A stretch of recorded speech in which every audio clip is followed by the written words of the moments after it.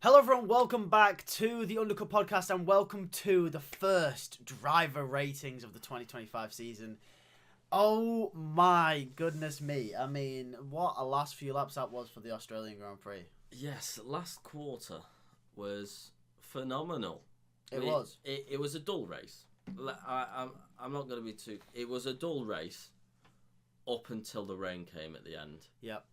When that rain came, oh my God, did that throw up a hell of a fight. It did. I think that will go down as a classic Australian Grand Prix. It will because of how it was. But let's not forget how dull the race was at the start and how far ahead the McLarens were at one point. I mean, the Australian Grand Prix usually is quite dull. It anyway. is. So it is. That was a good Australian Grand Prix. Yeah. Well, Yeah. it was. Yeah, it was one of them that was like, there was something brewing because of the weather, and I'm glad the weather came. Yeah, the weather came and it was wet and dry, then wet and dry, and it's just like you don't know what tires are right. You had some guys out on the slick tires when it was raining heavily in sector 3, but maybe it was slightly dry in sector 1 and 2. You had guys coming in for inters. You had the McLarens spearing off into the gravel traps.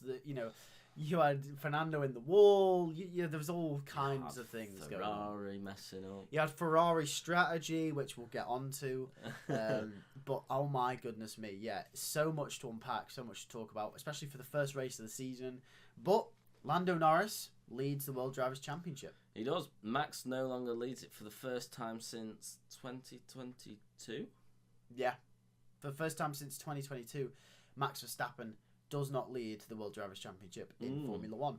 It is now Lando Norris. So that is interesting. Yeah. Just quickly, though, before we get into the driver ratings, based off what we've seen in this race, where do you think the championship lies? McLaren are clear ahead. Yeah. I think McLaren are clear ahead based off this race. I do think Ferrari ain't too far from Mercedes. From looking at the first stint between George and Charles, there's consistently 5 seconds between them. Yeah. So I don't think they're too far apart, Mercedes and Ferrari, in terms of race pace. I think Red Bull are similar. I think Max is just Max. Yeah. So, but I think there is a fight to be had between Mercedes, Red Bull, and Ferrari on some tracks. I mean, it could just be Ferrari having an off track in Melbourne. We don't know. We'll see. Because it does shake up a few races. Because if we think about it, if we remember last season, first 5 races, obviously we had Carlos winning in the 3rd race at Australia. Red Bull dominated Saudi and Bahrain. And then Lando comes and wins in Miami in the 5th race. And suddenly McLaren come in, Red Bull are no longer dominating like they did in the first 2 races. So things can spin round that quick. Yeah, and Ferrari had that dry patch last season from was it Spain till about Belgium? Yeah, and then it was Canada, Spain, and then sort of time, yeah. Towards the end of the season, arguably, for a lot of it, they were the car to beat. Yes. So it can just switch like that. It can switch, but as of, if you were to put your bet on what the running order is come China, you would probably go McLaren, and then it's, I would say, Red Bull, Mercedes, Ferrari 4th. Do you think... Now, I'm posing this question because you brought up the Max point.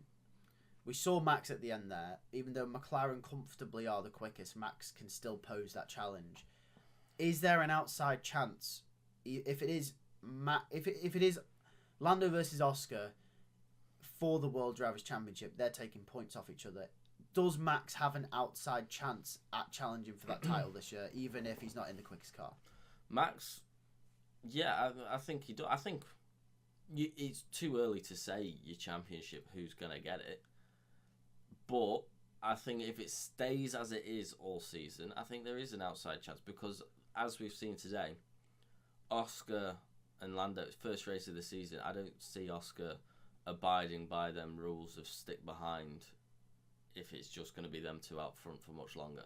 No. So them 2 will come together, and Max is surefire going to be 3rd, 4th, picking up points all the time. I mean, In saying that, though, we know what Max likes when he does get in a pack. He gets hot-headed and he'll lose points. Well, that's also the thing as well. We got to remember, if Max gets even a sniff of a race win, he's going for it. And that could spur up something like we saw in Austria last year, like we saw him doing in Texas and Mexico with Lando. Hungary. It could happen. Yeah, so there's no surefire thing that Max won't lose points either. Yeah. But, again, we could be chatting come Miami, Saudi sort of time, and Mercedes are the fastest car. We don't know. You don't know, do you? But let's just get straight to the driver ratings then, shall we? Okay. So the way the driver ratings work is we class every driver from 1 to 5 in terms of score over the whole weekend. 0 if they were absolute ass, which I don't think you can give anyone a 0 this weekend. And we go in the running order, so we go from either last place or the non-classified up until first, and we'll talk about each of their races, their weekends, and just sort of break everything down.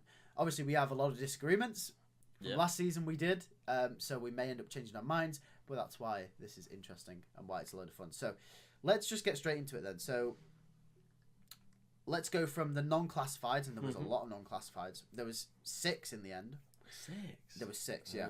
Yeah. The first non-classified I have on here is actually Jack Doohan, which is weird because Hadjar didn't start the race. It was Hadjar. But it says here Jack Doohan, so I guess let's jump straight in then. Yeah, well, he started the race at least. Yeah, he did, Doohan, which is more can be said for others. He had a great qualifying. Yeah. I must admit, I was expecting him to be out in Q1. He wasn't. No. He wasn't too far off Gasly's pace. Mm-hmm.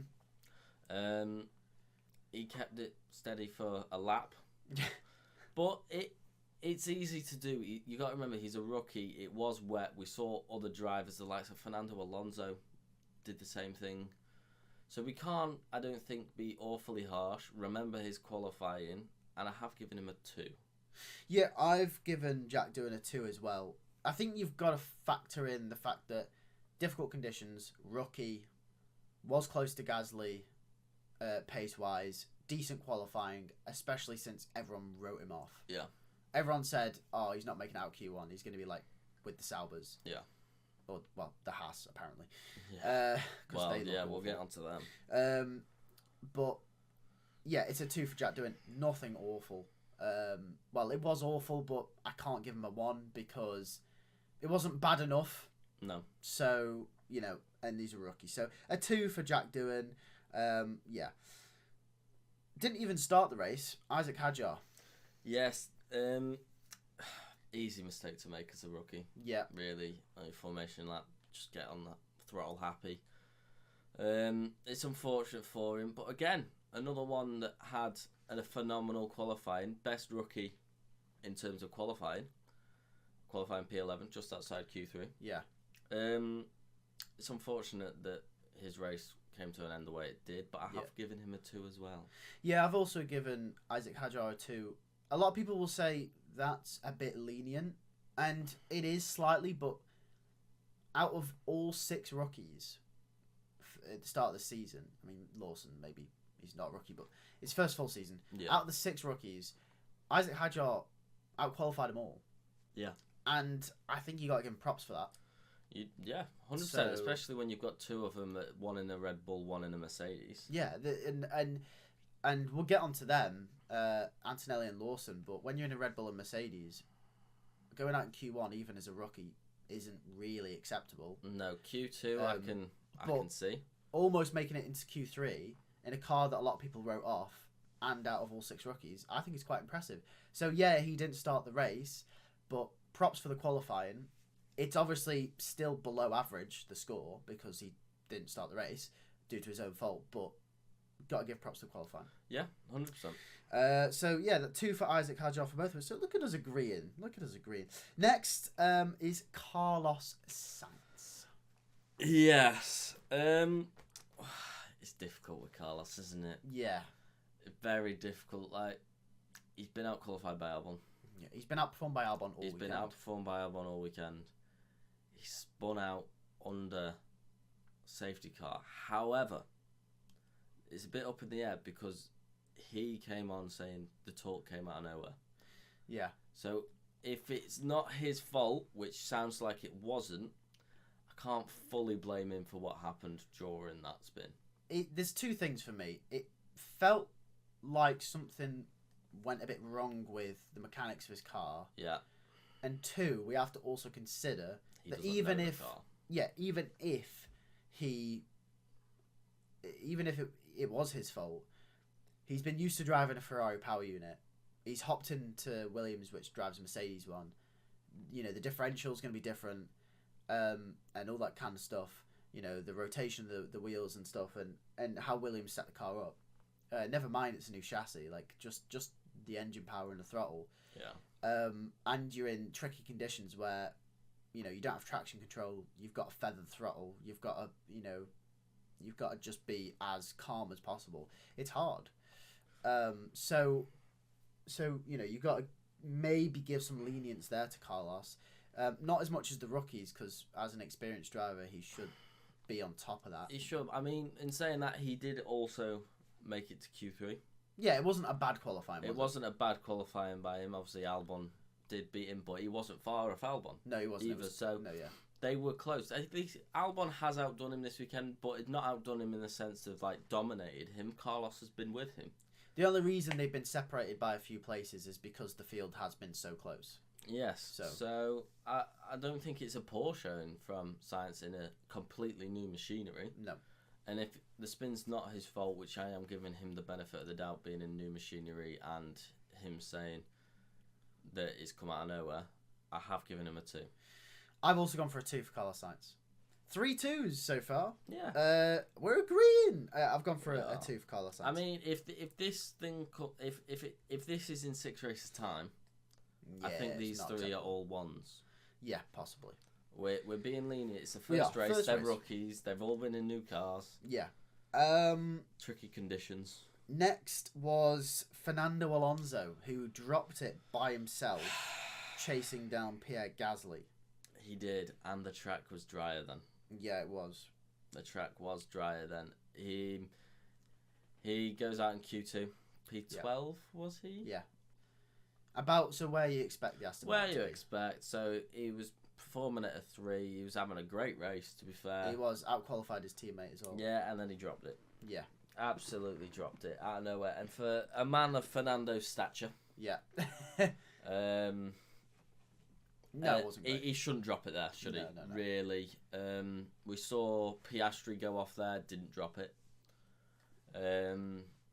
Literally 2 laps before. It's not great, and he's cost probably points, because it would have been interesting to see what Fernando would have been like during them tricky rain conditions. Yeah. Points were on offer for Fernando, for sure. Yeah. And he's messed it up, and I've given him, he's my first 1 of the season. Ooh, Fernando Alonso gets a 1. He does. He didn't set the world alight in qualifying. If he got Q3, he might have salvaged a 2. Yeah. Okay. But he didn't. That's fair. I've gone with a 2 for Fernando. I've been slightly lenient. That's lenient. It's the lowest I've got to a 1, and I did consider giving him a 1, but I've given him a 2 because, unlike the others, he has made it halfway through the race. And which is arguably race. Worse. No, because the track was dry. No, yes, I get. The track was dry. I get that point, but it's arguably worse that he's dropped it. I've given him a 2.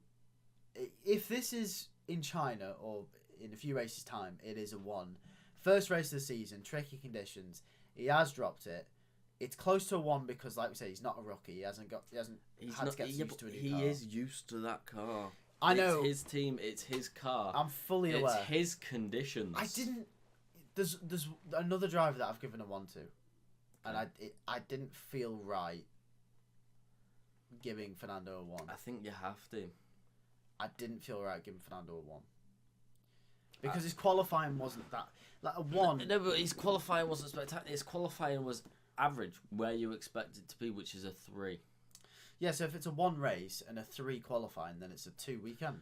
Yeah, but when you crash out and you lose points, he was in a points playing position. Yeah, he was, which is why I'm close. If he crashes out and he's P13 off the points, I can see a 2 because he's not dropped out. He's dropped out the points. They are crucial points For a team like Aston Martin, where you've got Williams scoring 4th, you had RB running the points. I know Yuki's dropped out of the points now. You had Gasly up there in 10th at one point. These are crucial moments now, early in the season, where you do have to pick up points. Like Yuki did for RB last season. Picked up the points and kept them in the fight for 5th come the end of the season. Fernando's not picking up crucial points, been in it himself, crashing out. Aston Martin aren't a clear 5th team anymore. They're not clear going to get 5th. They need them points now.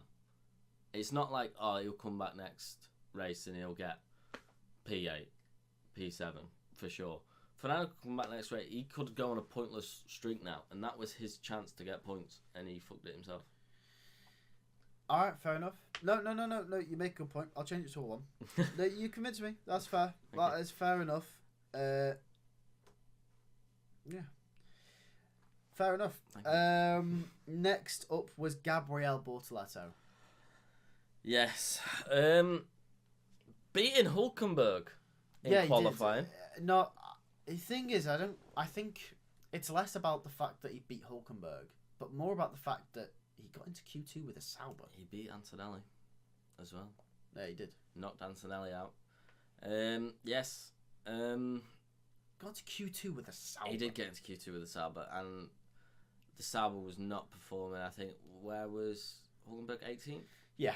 Them and Haas seem to just be the 2 back markers this season. Yeah, 100%. But he was having a good race as well. Was he ahead of Hulkenberg during the race? No, Hulkenberg. For the start. Hulkenberg got him on the start. Hulkenberg had a mega start. But he wasn't far behind Hulkenberg. No, he wasn't. He was having a good race. He was running a really good race. He was having a good race. And then the rain hit. The crash was weird, though.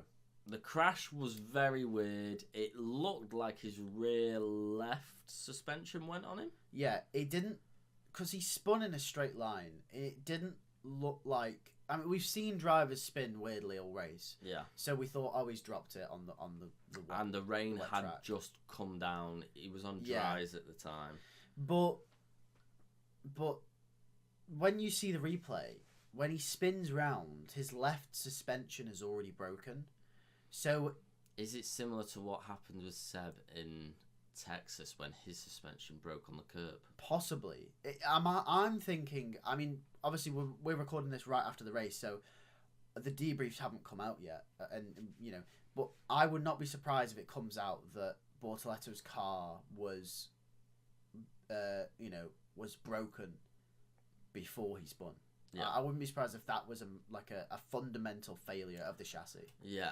Although it could have just been him. It could have, but I wouldn't be surprised. We don't know. As Crofty said, it could be a kind of like an effect where obviously his tyres are going forward, but he's spinning backward. Yeah. So it could just be a mess with the eyes sort of situation as well.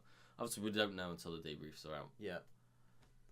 But we kind of got to go in between. I have given him a 3. I've given Bortoleto a 3 as well, because I'm giving. If it comes out, and I will say this now, if it comes out that it wasn't a mechanical failure, well, I don't think I'm going to downgrade it. I don't think you can be overly harsh because he's a rookie. He's on his dry tyres, and it monsooned it down on him. You had other more experienced drivers doing worse. He's a rookie, brand new car. We've given Doohan and Hadjar in arguably better conditions than what he had 2s, and he's almost made it the full race and got into Q2 in a stake. And what you said I don't think I could downgrade it from a 3. I think it's a low 3. What you say is what you said about Fernando is it's arguably worse that he's made it later into the race, because if Bortoleto kept it on track, then he could potentially have scored double points. Yes. However, Fernando did it in the dry. Bortoleto did it in the rain on dries. I've given him a 3, so I do agree. But I think Bortoleto did it in rain on dry tyres, and he's a rookie. There's a difference there. Fernando did it on worn inters in the dry with about 100 years of experience. 100 years of experience. So I agree, but I will downgrade it if it comes out that his car wasn't broken. That's what I'm saying. That's my I'm putting it there. I don't know. I will be downgrading if not. I mean, if his car broke on him, he was having a great. I might upgrade him. Not the last retiree was Liam Lawson. Wow. Can I just jump straight in with this one? He's looked in a mirror and it's Checo on the other side. I've given him a 1. Have you? Yeah, no, because people will go, well, you're giving the other rookies the benefit of the doubt. Yes, but they had, there was a part of each rookie that had something going for him. Antonelli qualifying bad, race was good. Behrman, he's in a wheelie bin, but he didn't bin it. Bortoletto, great qualifying, binned it in the race. Hadjar, great qualifying, binned it in the race. Right? What's Lawson got? Shit in qualifying, shit in the race, binned it twice. It's a 1. I can't defend it. And he was behind a Haas for a long time. And he's already raced 11 races. It's not even like he's a rookie. We say, oh, Lawson's a rookie. Yeah, it's his first race, but he's raced 11 races. He has. He's not a rookie, really. Yeah, I've given him a 1 as well. So, although I will say, I've been debating driver ratings this season. It's a difficult one with Lawson, actually, with his spin, because he was in the same scenario with Bortoletto. He was on dry tyres, and the rain was awful. Yes. Yeah, so his crash wasn't entirely his fault. There's something with Lawson, though. I think when it comes to driver ratings this season, I think that second Red Bull seat is going to be really hard to grade, just because we've got an insurmountable evidence now that second Red Bull seat just is cursed. Not cursed, but the car's built so heavily around Max Verstappen that no other driver can go in there. Like we've seen Pierre Gasly, who you now rate as one of the best drivers on the grid. He is the best midfield driver on the grid. But he was absolutely shocking at Red Bull. I know. Alex Albon, who, if this race doesn't prove it to you... You rate him as one of the best midfield drivers on the grid. He's one of the best midfield drivers on the grid. And if this race doesn't prove it to you, then I don't know what does. Who was also shocking in the Red Bull. Mm-hmm. We have Sergio Perez, who, in his time, was the best midfield driver. If you wanted a midfield team leader, Sergio Perez, the last 10 years, was your guy. Him... You had Hulkenberg in there that you could argue. Well, it was him and Hulkenberg, wasn't it? Yeah, there was a couple drivers you could argue about, but Perez was definitely well up there. Perez was up. It was them two. You wanted a midfield team leader. Perez and Hulkenberg were you guys. Yeah.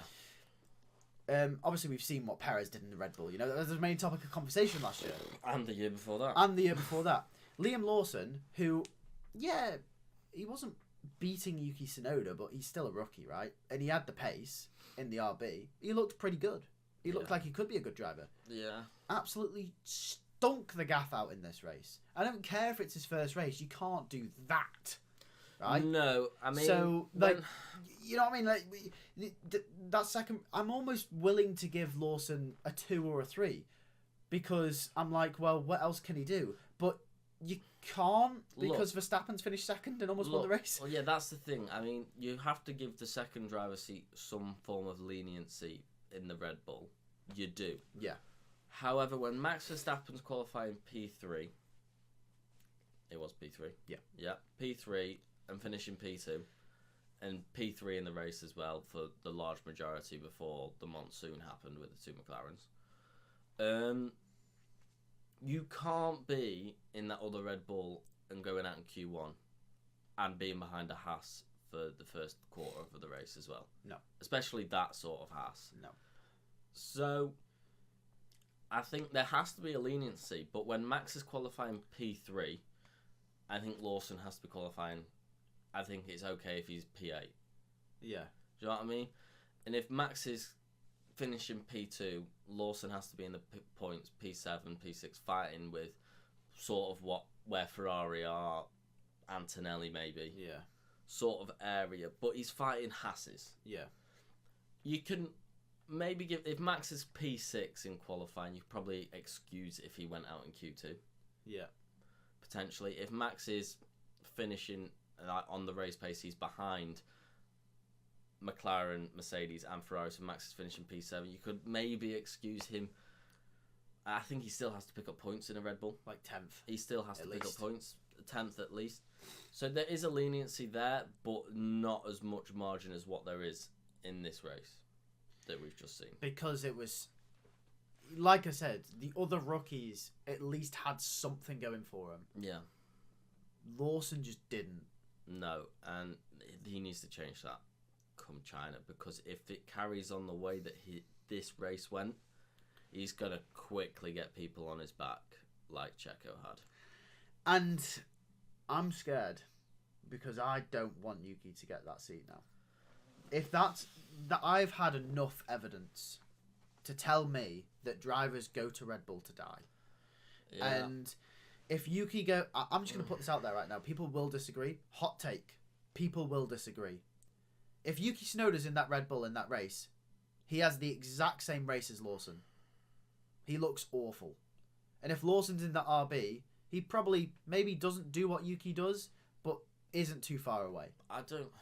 Because... No. Look, I do think Yuki would be better off in that Red Bull than Lawson. I think it might suit Yuki's driving style a little bit more than what it suits Lawson's. And that's a possibility. It's a possibility. We don't know until we see it. Like, we genuinely could see Yuki go into that Red Bull and actually be up there. Like, let's not rule that out as well. But whoever goes in there, it's a difficult job. I don't think we do. I've had enough evidence now. Gasly, Albon, Perez, three of probably some... Well, I'm going to say this. Three of the best F1 drivers we had in the last 10 years all failed. The only thing I will say is I think all three of them don't have the hot head and fury that Yuki possesses, which is something that Max also possesses.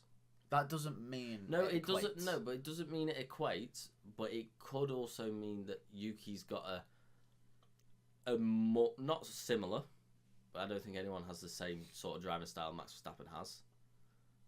But he could have a more closer driving style than the other three had to Max Verstappen. So he might get a grip on that Red Bull more. We don't know if it happens. Yeah. But I think Yuki's driving style would suit it more. I still don't think he would be good in it, but I think he would be better than Lawson showed today. I'm gonna add to my hot take. You add to your hot take. I'm gonna add to it. I think they should have kept Sergio Perez. No, I do, because if Lawson's like this, at least on occasion Perez. No. Wait, hold on. If Lawson carries on like this, at least Perez on occasion was in the top 6, occasionally getting a podium here and there, maybe once or twice a season. Now, obviously, we've got to see what Lawson's like around China and around different tracks, but if this is the way it's going to be, I think they were better off keeping Perez. The only difference I would say is Red Bull this season have a car that's nowhere near first. Some would say third, second, maybe fourth in some races. Checo Perez went through a full season of having a car that was utterly dominant, and he almost didn't even finish second in a championship. I know. That's unexcusable. Like, at least with Lawson, he's not in a dominant car. Yeah, but this is the thing, Jack. This is what I'm trying We can't get into a Perez tyrant now. No. We can't do that. No. Perez is gone. No. This is what I'm saying, though. If Lawson's in that car, we have the same conversation as we do about Perez in that season. If Lawson's there, if Albon's there, if Gasly's there, I think they perform the same. You can't just say, oh, Perez is the worst out of all of them. Well, He's almost definitely not. I've not said Perez is the worst out of all. I said from what the car that he had, he should have done way better. Yeah, but that doesn't mean we criticise him more. Because I'm forgetting about Perez. I'm not bringing Perez up anymore. What I'm saying is, though, like, I'm saying Perez should still be in that car if Lawson's doing this, because I think it's probably worth just having that experience there. I don't I think if you put Lawson in that 2023 car in that season, I think Hamilton does finish second. I don't know. You can't say it for definite, because no, you can't. It's like saying if Hamilton was racing back in the early 2000s, Schumacher wouldn't have won the championships. You never know. No, obviously. It's crazy to even speculate. Like, I think it was right for Red Bull to get rid of Perez. I think it was right. I think it was time because, look, if he's performing at the same sort of situation where Perez was, I don't think Perez does much better than what Lawson did today, to be honest, if it was Perez in that car. I think Perez has the same sort of race. Well, that's why I'm saying there's evidence now. Yeah, I think Perez has the same sort of race as what Lawson had. However, I think Red Bull Perez has done it for 2 years on the spin. I think Red Bull were right to be like, oh, look, if Lawson can do better, we go for it. We're not losing out on anything. Oh, if they're doing the same sort of thing, if we go for Lawson, it could work out. Whereas I think Perez is a surefire, it's not going to work anymore. That's the only thing. You know with Perez it's not going to work. With Lawson, there's a chance. The only reason I think it doesn't work, and I sort of agree, the only reason why I think that it was right to replace Perez wasn't because Lawson was going to do any better, but because they needed to change. If Max Verstappen leaves, they've at least got someone who's young enough to build another car around. Whereas, I mean, Lawson isn't a slouch. Like, he's a good driver. Whereas, if Max Verstappen leaves and you have Perez, you're not going to build a car around Sergio Perez. And then, if you promote Lawson then he's got to have a season to get up to speed. And, you got all this bullshit. At least Lawson's in there now. But, yeah. I think Perez had his chance. I think it was right for them to move on, change, and see if it made any difference. Because that's what you've got to do. You do have to change at that point because nothing would have changed with Perez. He wouldn't have been there anyway. In hindsight, I didn't think it was the right decision, personally. Because, well, no, I do think it's the right decision, but from a performance perspective, like an in the moment now, I don't think it really made much sense. Because we've now got evidence that it's not Perez, it's not Lawson, it's not Gasly, it's not Albon. Like, doesn't matter who goes in there. The only good thing that comes out of this, as I said, is like I think you've got a driver for the future now, at least if they keep him, because we know what Red Bull's like. If Lawson carries on like this by Miami, Yuki's going to be in that car. I don't know. I disagree with Perez should have stayed in that car. He shouldn't have. I think it was time to change. Anyway, let's move on to Oliver Behrman, who finished 14th. Practices were shocking, weren't they? He didn't even get out in qualifying. No. So that was very poor from him, and it was his fault for crashing twice. It was. However, he's in a tractor of a car. He is in a tractor, yeah. He only finished a second or two behind Ocon. He won far. Yeah, no, he finished 7 seconds. 7 seconds. Yeah, but it was a lot more. It was because he pitted under the safety car again. Yeah. So he has gained on Ocon at the end. Yeah. So he was closing Ocon. He was closed up to Ocon as well before the safety car. He was right behind him. Yep. So he was on the pace during the race with Ocon. He was. I can't fault that, but he has messed up his own qualifying. Like, it would have been interesting to see what he could have done qualifying. I don't think he would have done much. Yeah. That Haas is shocking. No. But it's an inter-team battle, and Ocon's got the best of him this weekend. Yeah. Really. And I have given him as well a 2. Because he has finished the race. It's an interesting one with Oliver Behrman, isn't it? Because I feel like the issue with me, if he'd not competed in qualifying and it wasn't his fault, I think I would have given him a 3. Yeah. But because he didn't compete in qualifying and it was his fault, I have to give him 2. It's an interesting one with Behrman, and I feel like we're gonna have the same conversation about Haas this season if they carry on being at the back. Yeah. The same way we did about Sauber last season. And how do you grade them? Off each other and what they do, really. I mean, it's difficult. I genuinely think the Haas's could be with the stakes, and they just fluffed it up. Obviously, they stayed out on the inters, which put Ocon so far behind as well. They did. So they messed up their strategy as well. So I think that I think Stake and Haas are going to have a battle. this season. Good grief. Well, Hulkenberg's got a jump on that so far. Hulkenberg has got the jump on that, and I think that could just be the points gap come the end of the season as well, to be honest. Yeah, probably could. But no, I've also gone with a 2 for Ollie Behrman. Yeah, same reasons as you. Let's jump into Esteban Ocon then, who finished in 13th place. Yeah, it's difficult because obviously he couldn't have progressed much more, could he? No. Let's be honest. Team screwed his strategy up, really. Yes. The car's a tractor. He couldn't do anything. The car's an absolute wheelie bin. What else could he do?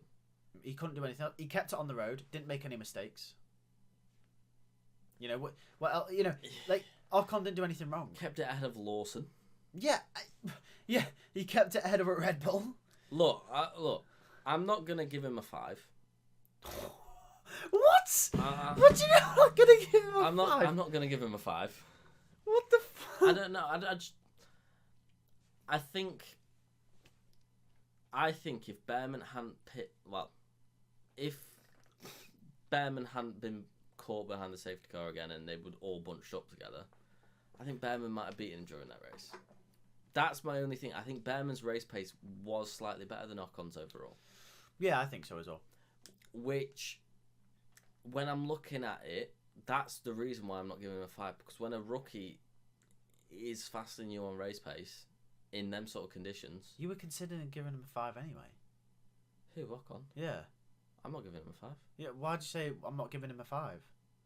Because I'm not giving him a 5. Why would you give him a 5? Because what more could he have done? That's his maximum performance. That's so sad. That's really sad for Haas, but it is the maximum that he can do. I've given him a 3. See, I've given him a 4. That's fair enough. I have given him a 4 because he has literally performed at the peak of that car. Like with Alpine, if we remember last season at Bahrain, it was very similar. And I seem to recall we both gave them a 4 because that was the peak of their car.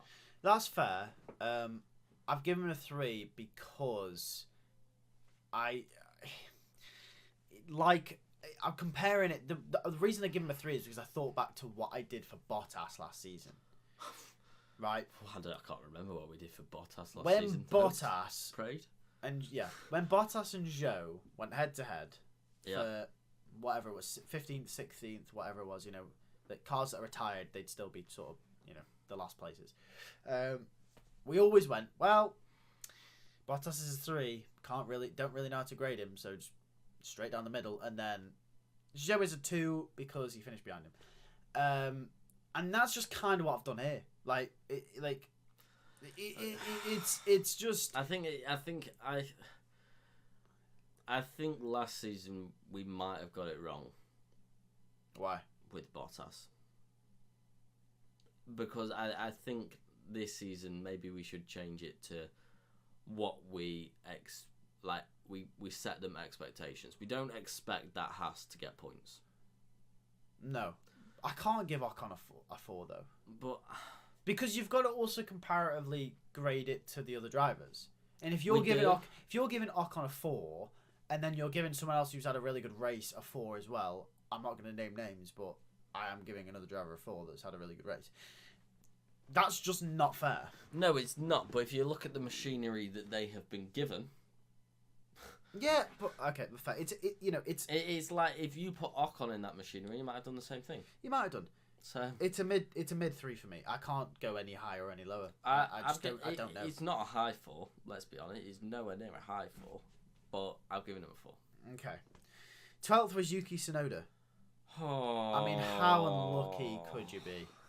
Poor guy, man. I mean, what is RB doing? He was on for a 5.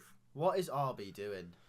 Qualified P. That's a 5 qualifying, by the way. It's a brilliant qualifying. Phenomenal quali. Why are RB leaving him out there on the mediums? RB left him out there. Yuki did go off on his own a few times. Yeah. Let's not put it all on RB. No, he did. Because Yuki was to blame by going off himself. He did make a few mistakes. He did. I mean, to be fair, he didn't bin it, but also RB... I mean, Ferrari did the same thing as well. Yeah. Seems to be an Italian problem. Yeah, an Italian problem. Because Haas had the same issue, and their customers are Ferrari. RB are in Italy. No, they're not anymore. Well, they're not anymore, but they were in Italy. They used to be Scuderia. They've still got Italian links. Yeah. And Ferrari. It's an Italy problem. They're not used to the rain in Italy, apparently. Yeah, he was on for a masterful Grand Prix. He was. Yuki was. He really was. Phenomenal. And then it all happened, isn't it? Yeah. Yuki. Yeah, I've given Yuki Tsunoda a 4. I can't give him a 5 because I'm not giving him a 5. He's not scored points, but he's had a phenomenal weekend. He was running amazingly in the race. I mean, he was comfortably ahead of Albon. The thing is, I can't get past the feeling of he's messed it up several times as well. Then, yeah, but like we said about Lawson and whoever else was on the drives at the time, you know, it monsooned on them. If they bin it, then we're still being lenient. Yeah. Yuki didn't bin it.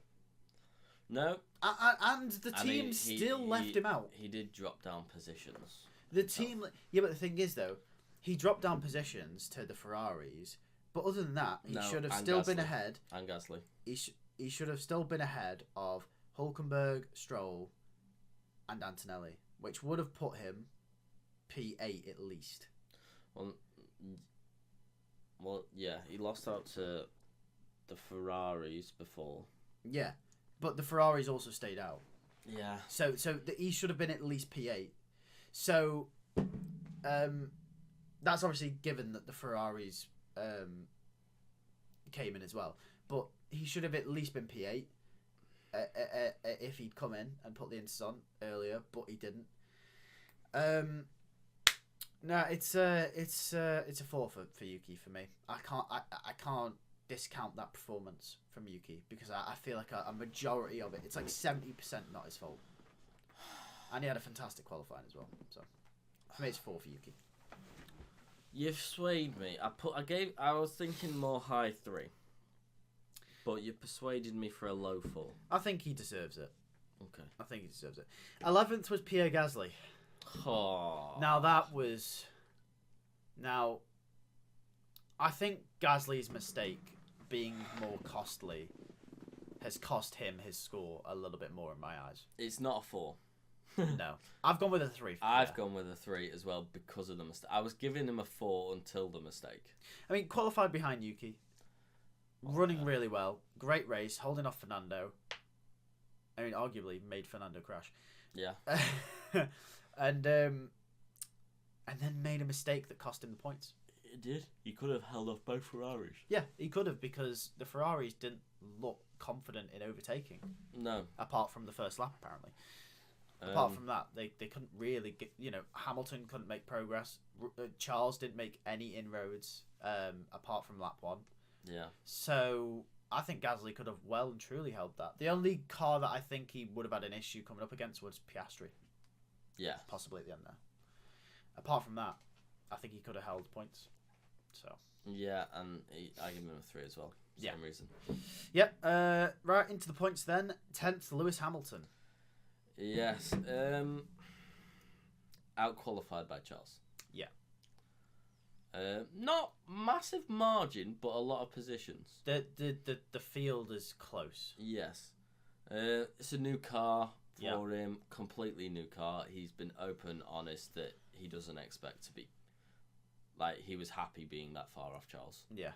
So, that's fair. He was running an okay race, got bogged down. Obviously, Charles gave him little slaps, put him out of positions, got him stuck behind Albon at the start. And that was kind of his race, stuck. And then showing his absolute brilliance when the wet came down, getting himself into P2 and then P1. Yeah. Absolute brilliance. Yep. Compared to Ferrari's absolute fuckery. Yeah, Hamilton made no mistakes at all. And I think this race just proves how good he is in the wet. But you know what? You know what's really disappointed me? Ferrari's pace and strategy. That Ferrari looked awful this weekend. Didn't look great, did it? In qualifying and the race. Yep. In qualifying, we were like, okay, 9/10 to the McLarens. Charles was what, 7/10, 6/10 off pole? Yeah, I think Hamilton was 8 9/10. Charles was 6 7/10. It's like, we expect Charles to beat Hamilton, but then Charles is still over half a second from pole. What is going on at Ferrari for that to happen? Charles is no slouch in qualifying. In fact, a lot of people say he's the best qualifier we've got. I say he's the best qualifier we've got. And then in the race, Hamilton's touted as, well, he's the best race pace guy, right? He's like, you want someone to give you a good race, consistent race pace, racecraft, whatever. People go Lewis Hamilton, or Max Verstappen, depends on your day. Maybe Fernando, but it's usually a lot of people say Hamilton. And then, stuck behind Albon. Charles wasn't stuck behind the Williams and the RB, but didn't look like he was going to catch the Mercedes. No. The Ferrari just looked slow. And then due to the brilliance of Hamilton's driving, and Charles did spin, and we'll get onto that, but still Charles was in a decent position. Yeah. They both put themselves in a position where, we could score some good points. At one point, it was a Ferrari 1-2. Yeah. A brief second, we had a Ferrari 1-2. And that was down to Hamilton and Charles doing what they do best. Yeah. And then Ferrari fucked it and didn't bring him in. They did. So, Ferrari's fault. Really? It is Ferrari's fault. However, we do need to go into the fact of that Ferrari still had major race pace advantage over the likes of the RB and the Williams. Yeah, it did. Charles still had a massive gap. Hamilton should have got past them, both. Yeah. At some point. Never did. Obviously got out-qualified, but it wasn't his fault. He capitalised on a situation where it looked great. If they had pitted him with Max Verstappen, he would have been possibly ahead of George, maybe just behind George. Yeah.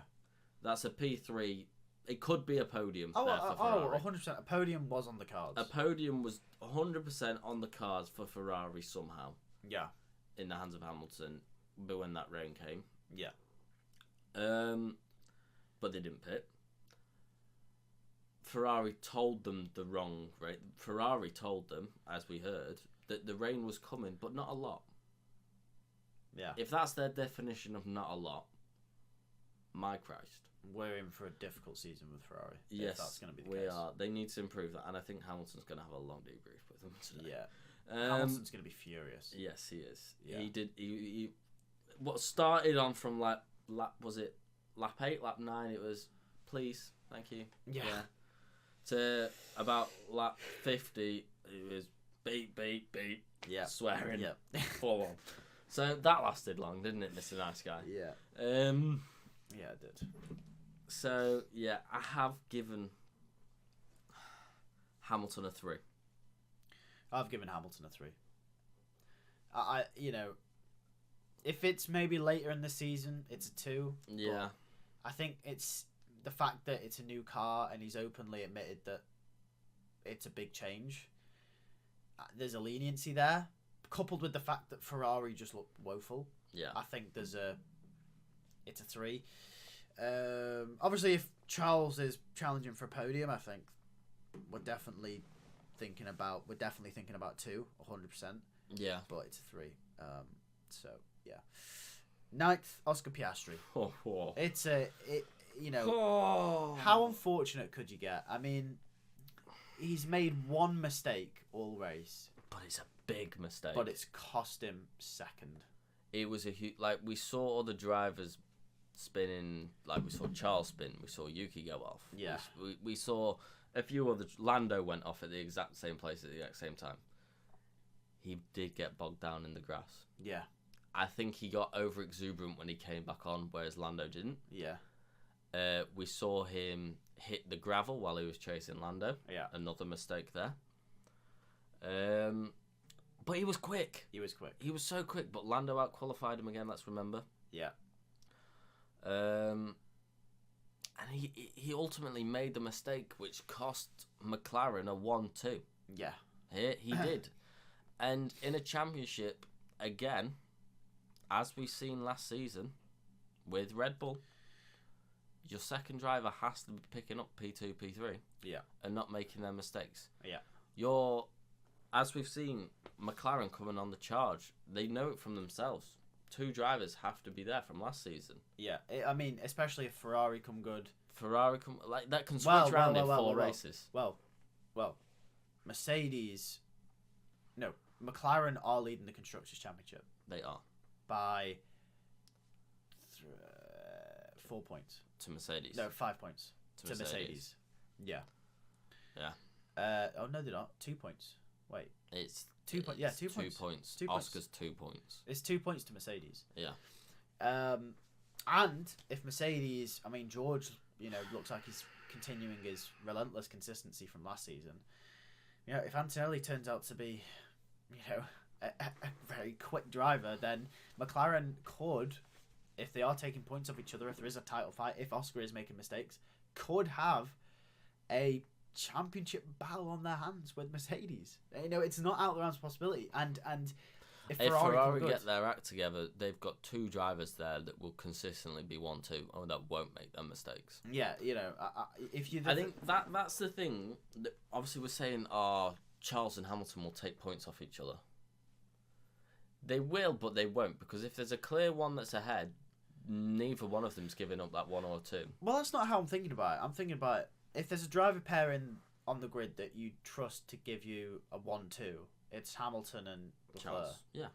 You could throw other driver pairings out there. You could throw Albon. I don't think you can. You could throw obviously Piastri and Norris. Very good. I don't think you can. Like, if you were to 100% bet your hat on it, I don't think you can, because we've seen all last year. Piastri does make mistakes. Lando still does make mistakes. Albon still makes mistakes. Sainz still makes mistakes. The only 2 drivers that don't really now from last year, Hamilton and Charles. Yeah. They are the top. And obviously Max, but he just doesn't have a teammate. Yeah. Max is. I feel bad for Max. He never gets brought up in these conversations, but he just can't because he doesn't have a teammate. He's just him. Yeah. But yeah. Piastri though, I've given him a 3. That seems lenient, but let me just run you through it. So he's qualified P2. He's had a really good race. He's challenged Lando all the way. Made a mistake that's cost him second, and that seems like enough to downgrade his grade. He also made a mistake which cost him a chance of getting first. He did, but he has dropped all the way out the points. It took him like a lap to get out of the grass. He was last. We saw not many drivers made overtakes.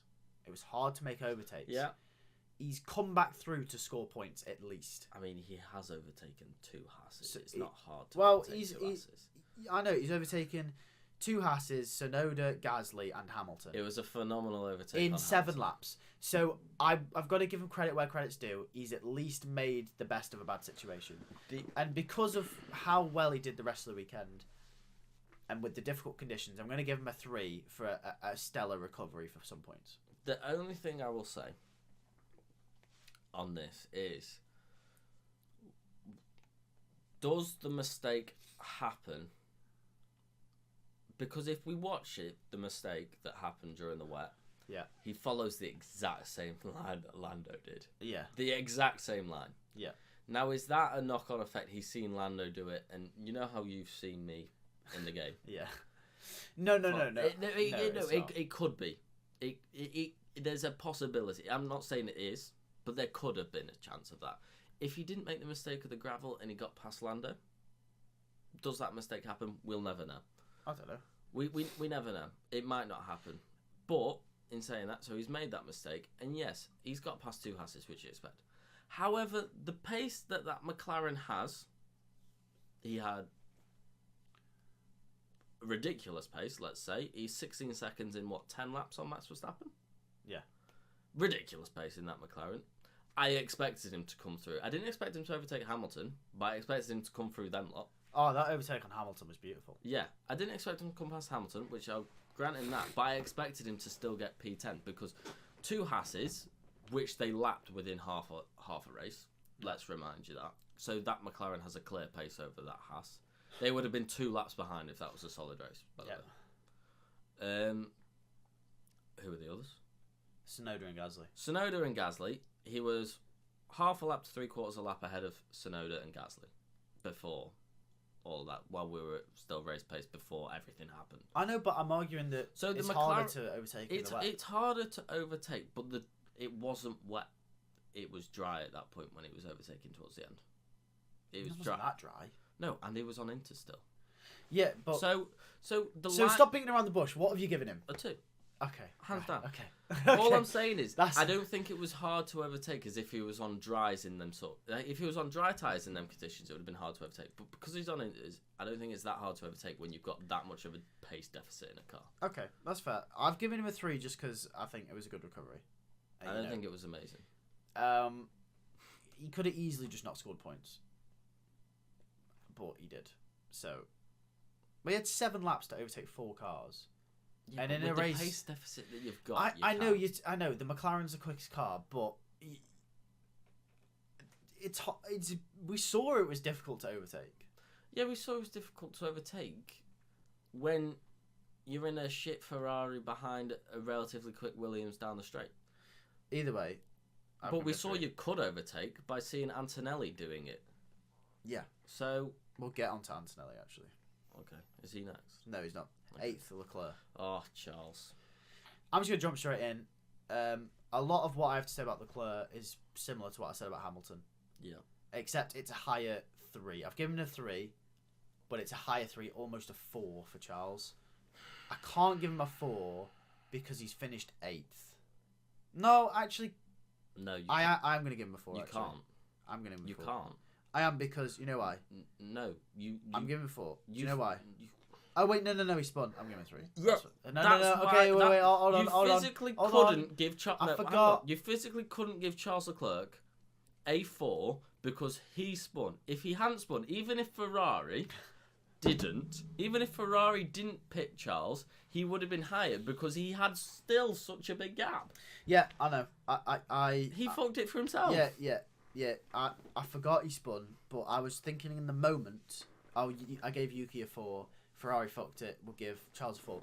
But no, he spun, and his mistake cost him a lot more than other drivers because he dropped behind, at the time, Yuki, Hamilton, and Gasly. Yeah. So, yeah. There you go. 3 for Charles. Yeah. You 3 as well. Yeah. Okay. I was about to go off on you. 7th was Nico Hülkenberg. Wow. Yeah. Great. Showed his experience. Do you know what's really annoyed me though? What?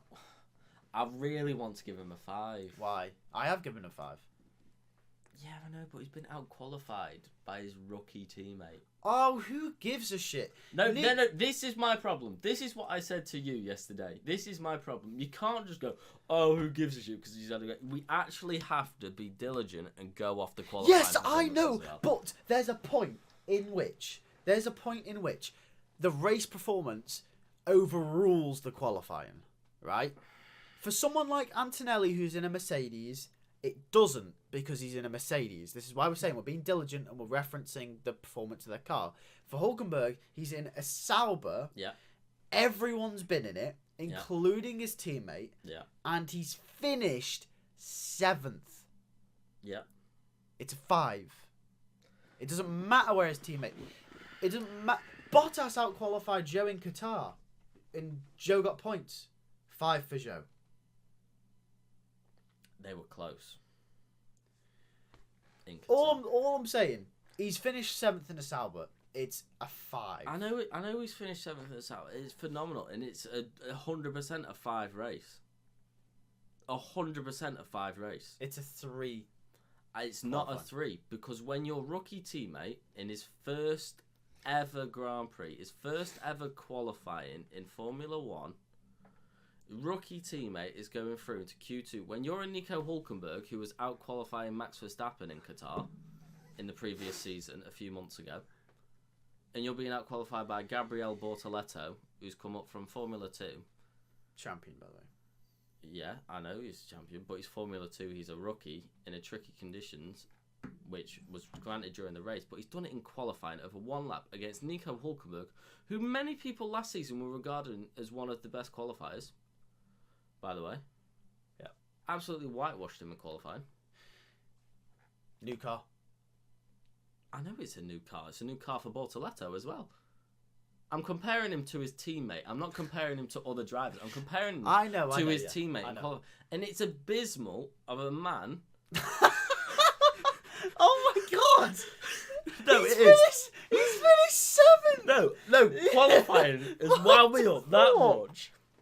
No, his race, phenomenal. Bro, you're going in! No, his race, phenomenal. It's a 5. Fucking but hell. It's absolutely appalling for him to be out-qualified, especially considering what his standards that he was setting in the Haas last season. The standards he was setting himself, he's not lived up to it completely in qualifying in Australia, and it was a shocking qualifying. It was a 2 qualifying from him, which is giving him a 4. A high 4, because the race was phenomenal. But it's a high 4. Alright. 5 for me. Okay. I can't. He's 7th in a Sauber. I know he's 7th in a Sauber. And he's kept it on the road. Absolutely mincemeated by his teammates. He's made no mistakes all race. Apart from qualifying. Like I said. No, I know. This season, I'm putting my foot down. I'm taking qualifying into a firm account. I am as well. But, at the end of the day, right, what is qualifying?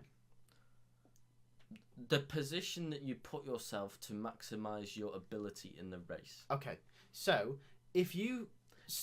No, hold on. Right, thank you for that definition, by the way. So, with that definition, take that into account. Yes. To maximise your position in the race. For someone like Kimi Antonelli, who we'll get on to. Yes.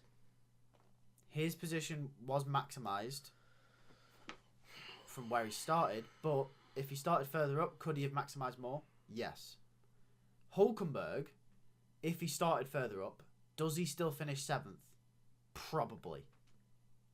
Because I think he finishes higher up potentially if he started higher up. No, he gets beaten by Lance Stroll because in that first 40 laps,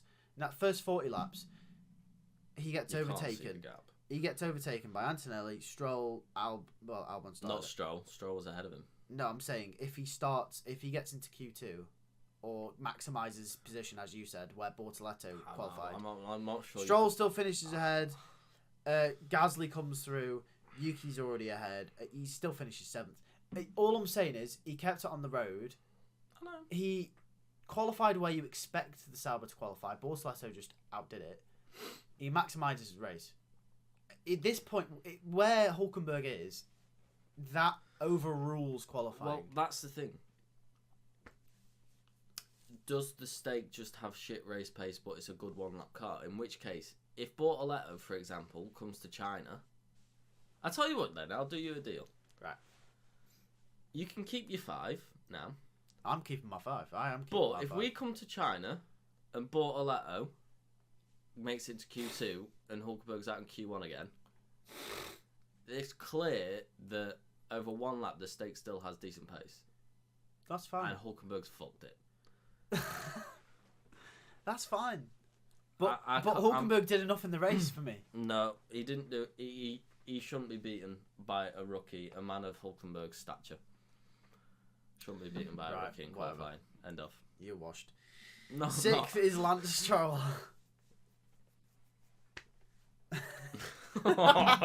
Don't.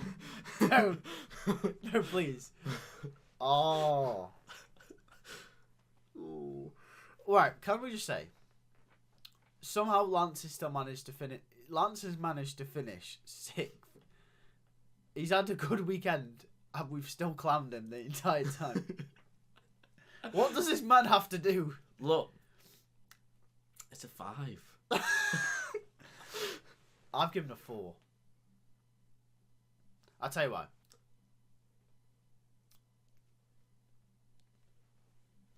Hold on. Hold on. I'll tell you what. Hold on. Right. Okay. Kept it on the road. Yeah. Right? Yeah. Fantastic race. Yeah. He didn't look like he was going to challenge anyone. He Yeah. just stuck to his position and benefited from people getting, like, took out. Yeah, but his position was where Aston Martin should be. Not at the back. He was like Exactly. P11, So P12. exactly. So it's for Hulkenberg. It's a bit different because he's in a Sauber that definitely shouldn't be there, anywhere near there. Except when people do retire and go out, Lance Stroll is expected for me to grab those points. The same way I would have expected Fernando to have finished 6th if he was still in the race. Mm. But it's still a fantastic race. He's kept it on the island. He hasn't binned it. Great race, Lance Stroll. But he was beaten by Fernando in qualifying, was comfortably getting beaten by Fernando in the race, but it's benefited hugely from Fernando's mistake and from others, but he's done well to score the points and stay ahead. It's a 4. It is almost a 5, I think, because, going off my logic with Hulkenberg. Yeah, you've got to be careful not to counteract yourself. I'm not, because I think I've made a point about Hulkenberg completely outperforming that Sauber. That Sauber should be nowhere near 7th, even with that amount of retirees. Yeah. But Stroll, I think, should be in the top 10 scoring points. I mean, I did put 4 on my thing. I just wanted to see your reaction if I said 5. Okay. Don't Good. Fuck. I just wanted to see your reaction. It's 4, yeah. I felt like I had to justify myself. How am I fighting this? Like, what's going on? I just wanted a bit of fun. Lance Stroll is a 4. Kimi Antonelli finished 5th. Finished 4th with a 5-second time penalty, so finished 5th in the end.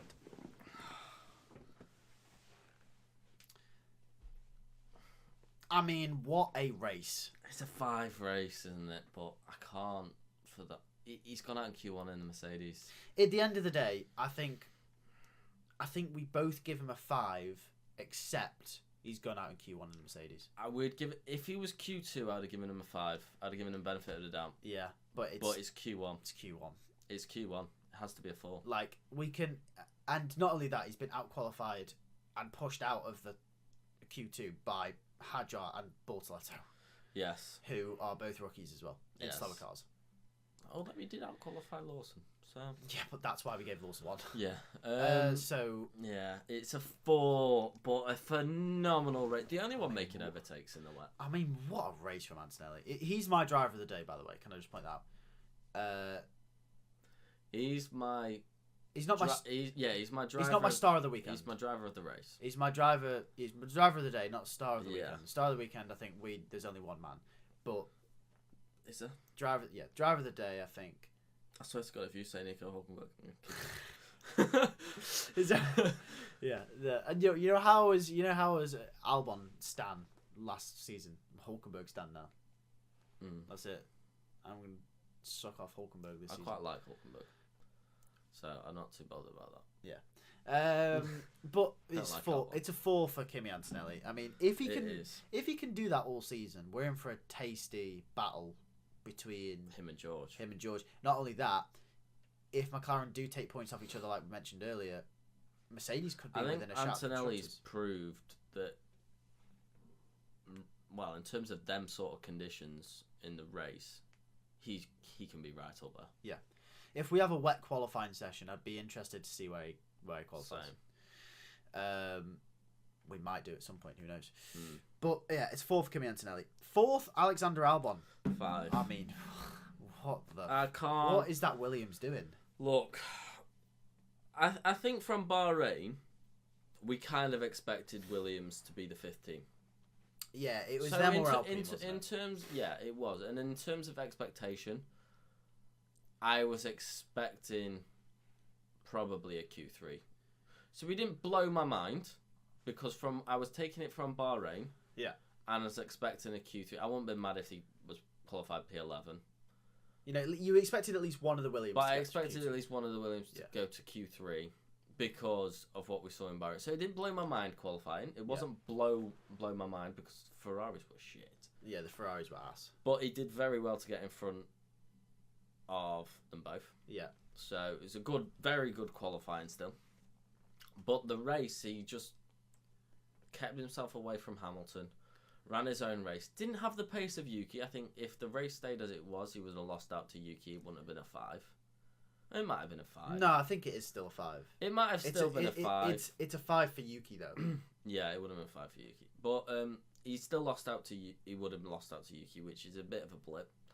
But he's maximised his potential, maximised the points, maximised everything that he could. No mistakes. No mistakes in there. Pitted at the right time. The team made the correct call with him. It's a P4 and it's a 5 weekend. He's had a great weekend. It looked at one point like he could get a podium as well. But you know, there was, you know, if something had gone on, he needed something to have gone. He put himself in a position. If something happened, he was there. Yeah, and Williams 12 points for them. Yeah, in the constructors. Hopefully, it's not the only points. Yeah, I mean, based off their performance, what I find really interesting, Williams. Why are they so quick? Like, I thought they were shoving everything to 2026. What I can see with it is, it might have been a bit of a false perspective that Mr. Vowles was giving us. Why?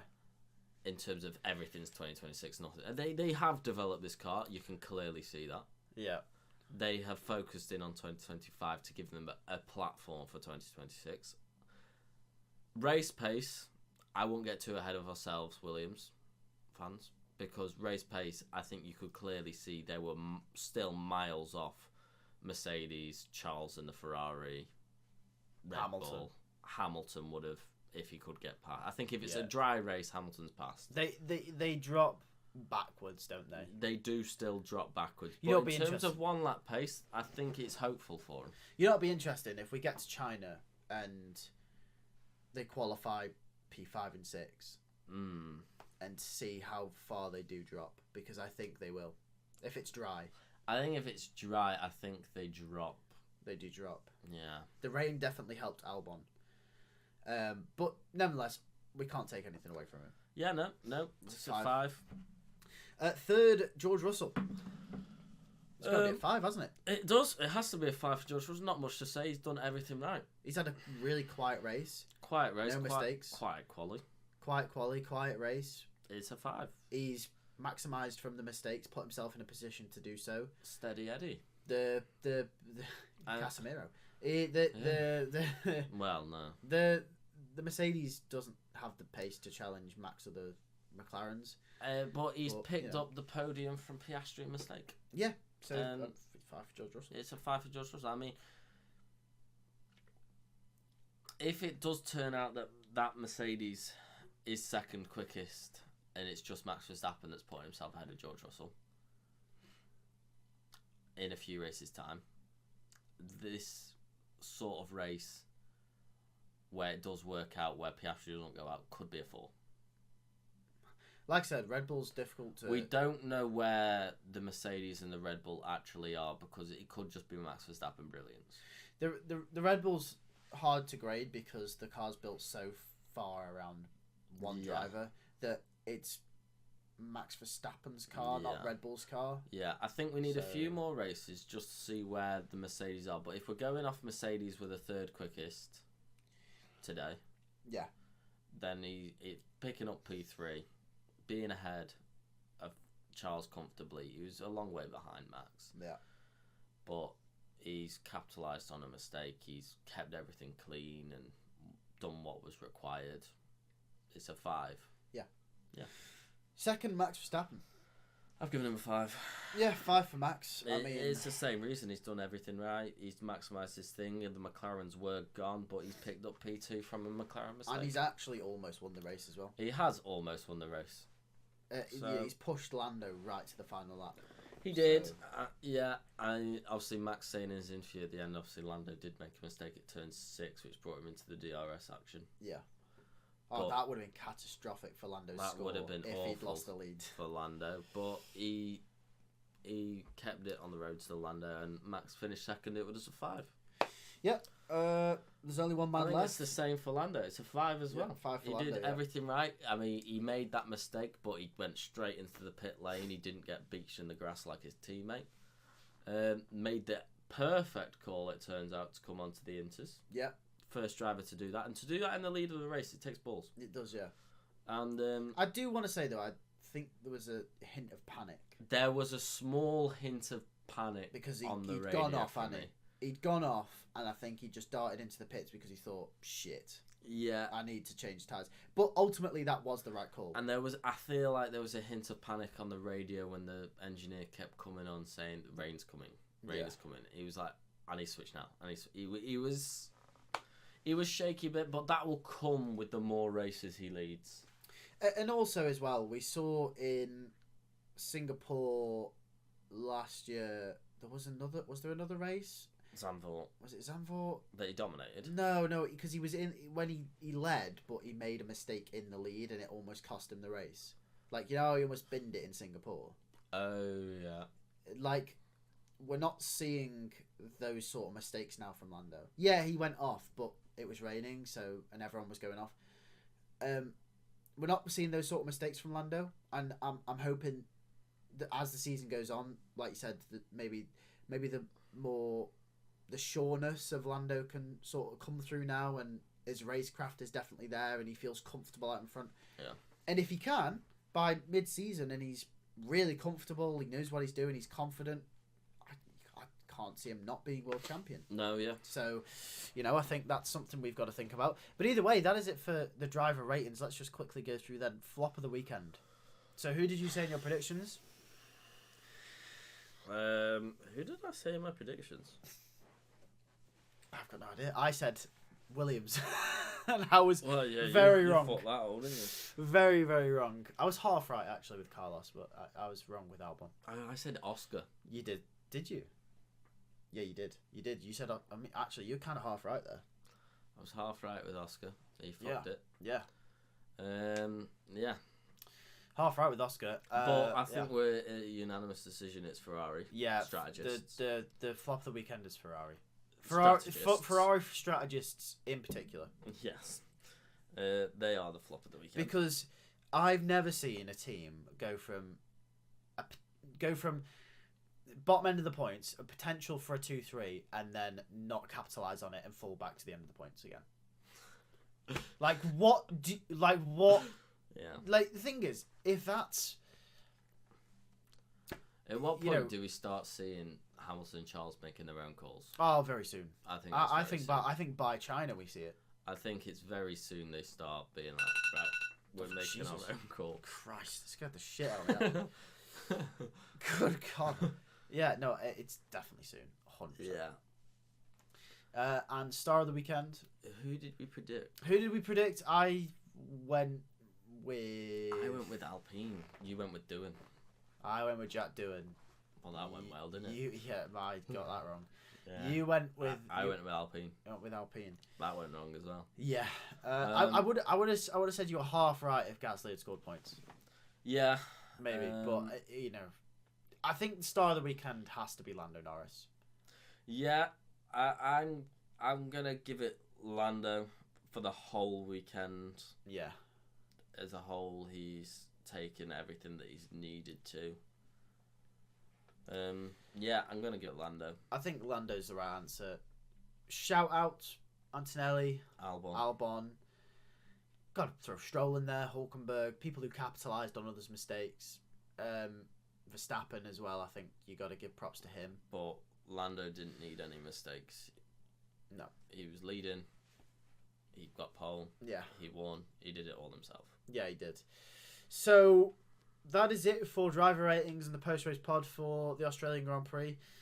It's going to be an early one in China. Mm-hmm. But we'll be back for when are you back? Are you back for China? Well, I'm doing the Friday. Yeah. You'll be back on the Friday for the sprint. So I'll do the Friday sprint quali. You do Saturday. I'm on the Saturday sessions, and then we're both here for the race. We should be both ready for the race. Hopefully not hungover.